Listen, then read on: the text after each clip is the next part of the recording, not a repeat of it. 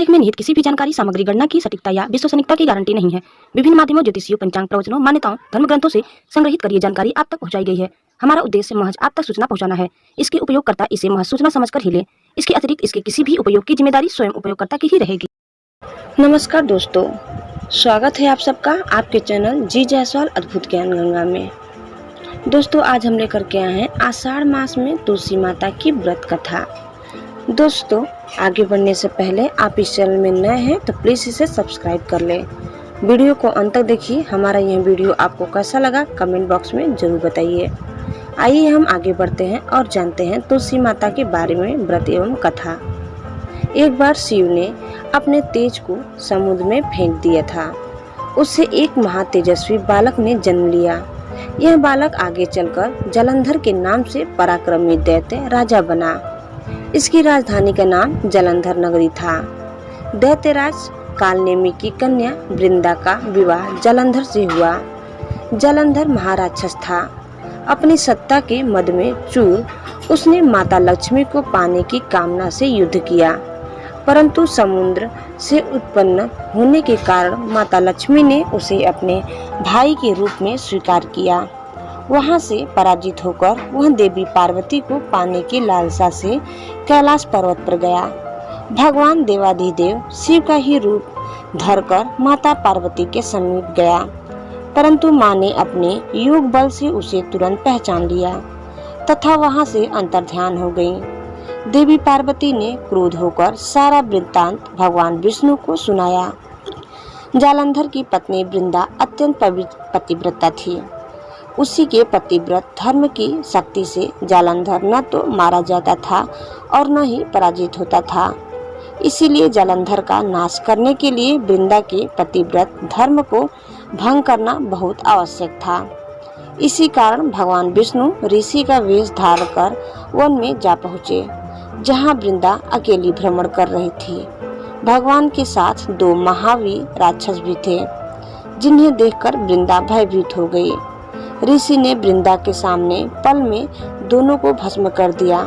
उनकी शक्ति देखकर वृंदा ने कैलाश पर्वत पर महादेव के साथ युद्ध कर रहे थे अपने पति जालंधर के बारे में पूछा। ऋषि ने अपने माया जाल से जो दो बानर प्रकट किए। एक बानर के हाथ में जालंधर का सिर था तथा दूसरे के हाथ में धड़। अपने पति की यह दशा देखकर वृंदा मूर्छित होकर गिर पड़ी। होश में आने पर उन्होंने ऋषि रूपी भगवान से विनती की कि वह उसके पति को जीवित करे। भगवान ने अपनी माया से पुनः जालंधर का सिर धड़ से जोड़ दिया, परंतु स्वयं भी वह उसी शरीर में प्रवेश कर गए। वृंदा को इस छल का तनिक भी आभास न हुआ। जालंधर बने भगवान के साथ वृंदा पतिव्रता का व्यवहार करने लगी, जिससे उसका सतीत्व भंग हो गया। ऐसा होते ही वृंदा का पति जालंधर युद्ध में हार गया। इस सारी लीला का जब वृंदा को पता चला तो उसने क्रुद्ध होकर भगवान विष्णु को हृदयहीन शिला होने का श्राप दे दिया।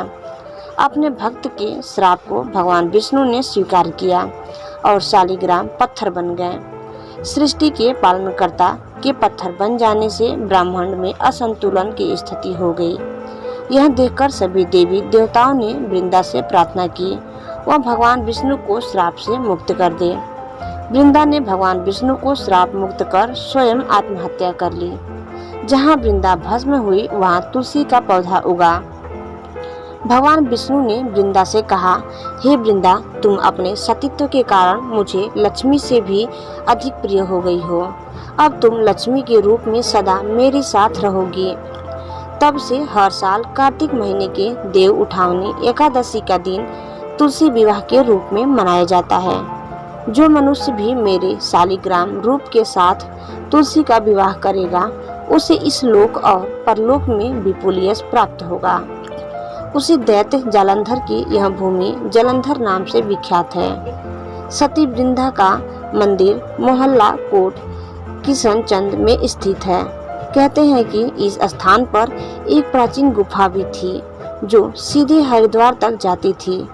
सच्चे मन से 40 दिन तक सती वृंदा देवी के मंदिर में पूजा करने से सभी मनोरथ पूर्ण होते हैं।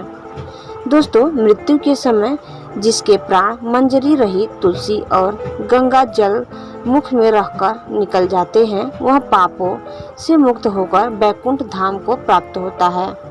जो मनुष्य तुलसी व आंवलों की छाया में अपने पितरों का श्राद्ध करता है, उसके पितर मोक्ष को प्राप्त हो जाते हैं। दोस्तों, अब हम जानेंगे तुलसी माता की कहानी।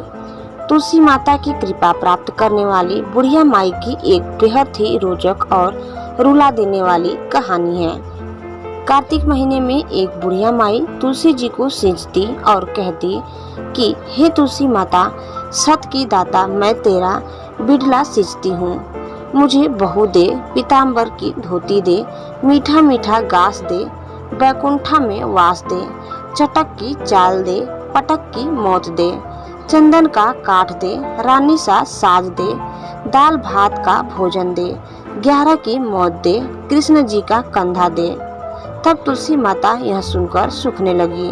तो भगवान ने पूछा कि हे तुलसी, तुम क्यों सूख रही हो? तुलसी माता ने कहा कि एक बुढ़िया रोज आती है और यही बात कह जाती है, मैं सब बात तो पूरा कर दूंगी, लेकिन कृष्ण का कंधा कहाँ से लाऊंगी? तो भगवान बोले, जब वो मरेगी तो मैं अपने आप कंधा दे आऊंगा, तो बुढ़िया माई से कह देना। बाद में बुढ़िया माई मर गई।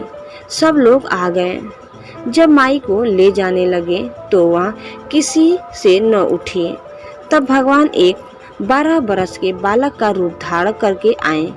बालक ने कहा, कान में एक बात कहूँगा तो बुढ़िया माई उठ जाएगी। बालक ने कान में कहा, बुढ़िया माई मन की निकाल ले, पीताम्बर की धोती ले, मीठा मीठा घास ले, बैकुंठा का वास ले, चटक की चाल ले, पटक की मौत ले, कृष्ण जी का कंधा ले। यह सुनकर बुढ़िया माई हल्की हो गई। भगवान ने कंधा दिया और बुढ़िया माई को मुक्ति मिल गई। हे तुलसी माता, जैसे बुढ़िया माई को मुक्ति दी, वैसे सबको मुक्ति देना। जय तुलसी माता।